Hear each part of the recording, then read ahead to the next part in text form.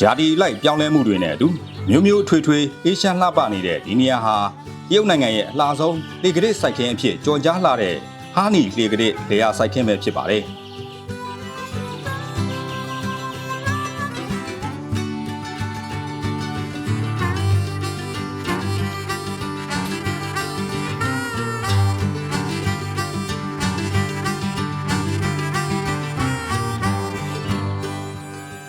တမေရိုးကြပုံစံမဟုတ်ပဲထူးခြားလှပနေတဲ့ဒီလေကရစ်လေယာစိုက်ခင်းတွေဟာလွန်ခဲ့တဲ့နှစ်ပေါင်းထောင်ကျော်ကတည်းကတဘာဝတရားနဲ့လူသားတွေရဲ့အမခန်းပူပေါင်းဖန်တီးမှုလက်ရာတစ်ခုလိုပဲဆိုရမှာဖြစ်ပါတယ်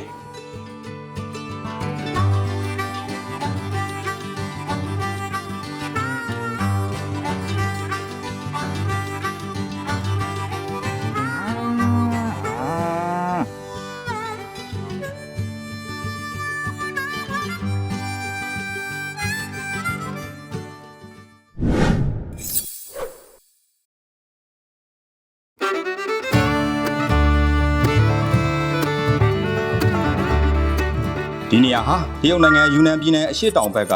ရွမ်ယန်းခရိုင်ထဲမှာရှိတဲ့အိုင်လောင်တောင်တန်းရဲ့မြင့်မားတဲ့တောင်ဆောင်တွေပေါ်မှာတည်ရှိနေတာပါ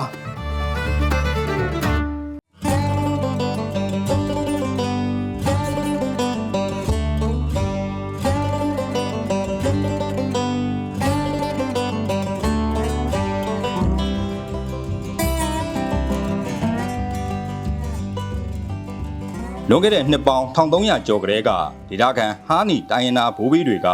လက်ရမြောက်စွာအဆင့်ဆင့်ထူးစစ်ပုံဖော်ခဲ့ကြတာဖြစ်ပါတယ်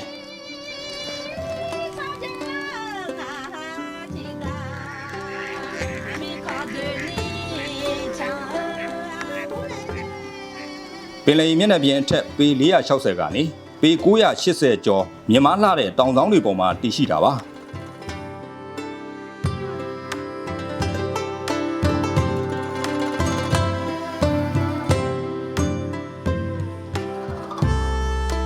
ဒီကနေ့လေယာစိုက်ခင်းတွေဟာအစင်ပေါင်း3900ကျော်အထိတွေ့တန်းတည်ရှိနေတာဖြစ်ပါတယ်။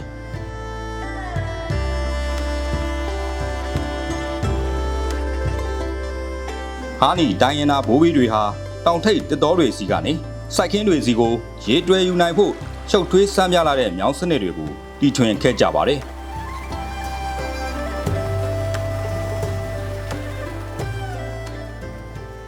တစ်တော်နဲ့စိုက်ခင်းတွေကြားမှာရှိတဲ့သူတို့ရဲ့ကြေးရွာတွေဆိုရင်လဲတကယ်မိုးမှုပုံစံအင်ငယ်တွေတိဆောက်နေထိုင်ကြတာကြောင့်အမြင်ဆန်းအေးရှမ်းလှပပြီးလူနဲ့တဘာဝကြားကဟန်ချက်ညီမှုကိုပြသနေတဲ့ဂေယစနစ်တစ်ခုလိုဖြစ်နေပါတယ်။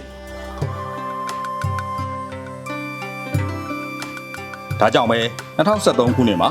တရုတ်နိုင်ငံရဲ့45ခုမြောက်တဘာဝနဲ့ယဉ်ကျေးမှုဆိုင်ရာအဖွဲ့နေရာ UNESCO ကမ္ဘာ့အမွေအနှစ်အဖြစ်သတ်မှတ်ခြင်းခံခဲ့ရပါတယ်။ဒီစိုက်ခင်းတွေရဲ့ဆွဲဆောင်မှုအရှိဆုံးအချက်ကတော့ရာဒီလိုက်နေရအလိုက်ပြောင်းလဲနေတတ်တဲ့ဆေးရောင်စုံပကြီးကားတစ်ချက်လိုအလှတရားပဲဖြစ်ပါတယ်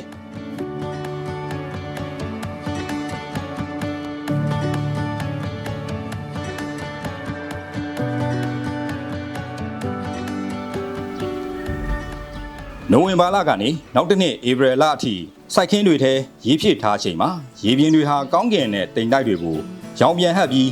မွေရောင်လှိုင်းတဘိုးတွေလိုအိမ်မက်ဆက်ဆန်းလှနေတတ်ပါတယ်။အထူးသဖြင့်နွေရာသီဖြစ်တဲ့ဖေဖော်ဝါရီလဆန်းပိုင်းထွန်ရက်စိုက်ပျိုးဖို့ပြင်ချိန်မှာအပေါ်စီးကနေကြည့်လိုက်ရင်ရေတွင်းထားတဲ့လေကတစ်တွေထဲမှာကောင်းကင်ရဲ့အပြာရောင်အနီရောင်ဘဲစာပင်တွေမြေစီလွာရဲ့အဝါရောင်နဲ့စိမ့်လက်နဲ့တစ်ပင်မြက်ပင်တွေရောချက်နွယ်နေပြီးကဘာမြေပေါ်ဆေးရောင်စုံရှယ်မုံထားတယ်လို့အလွှာလိုက်ရှင်းရှင်းလင်းလင်းမြင်တွေ့ရပါတယ်။နေထွက်ချိန်အာယုံမှာဒိုးကြီးရှူစိုက်ခင်းဘက်ကနေရောင်နီးနဲ့အတူအယောင်ပြန်ဟပ်တဲ့အလှကိုမြင်နိုင်တယ်လို့ပါတာစိုက်ခင်းမှာတော့မိုးတိမ်ပင်လယ်အထက်လေကတွေ့တွေပေါ်ထွက်နေတဲ့နေဝင်ချိန်လှကိုရင်တက်ရှူမောခန်းစားနိုင်မှာပါ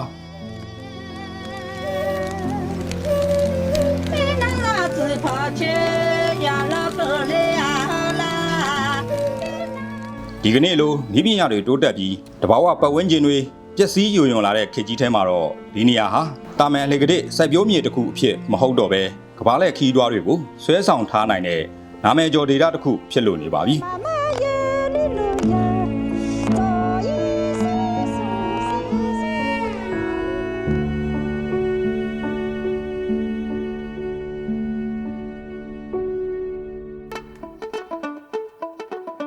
ဒါတင်မကသေးပဲမက်ဆောက်လွန်လာတဲ့လမ်းတွေအတိုင်းခပိုက်ရှင်းကြီးတွေကိုစီလွယ်လို့လောက်ကင်စားတောက်နေကြတဲ့ဒေသခံတိုင်းရင်းသားတွေရဲ့ရိုးရှင်းတဲ့လူနေမှုဘဝတွေကိုပါဒီကနေ့အထိမျက်ဝါးထင်ထင်တွေ့မြင်ခံစားနိုင်အောင်မှာဖြစ်ပါတယ်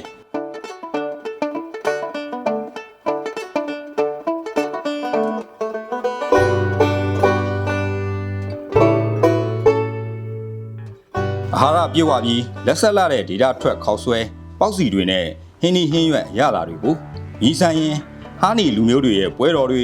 ယဉ်ကျေးမှုဆိုင်ရာအတွေ့အကြုံတွေကိုအပြေအဝရယူနိုင်တာကြောင့်ဒီနေရာဟာခီးတွားနဲ့ဓပုံစရာတွေမပြတ်လာရောက်လက်ပတ်ကြတဲ့တရုတ်နိုင်ငံရဲ့ဆွဲဆောင်မှုရှိလာတဲ့ဒေတာတစ်ခုဖြစ်နေပါတယ်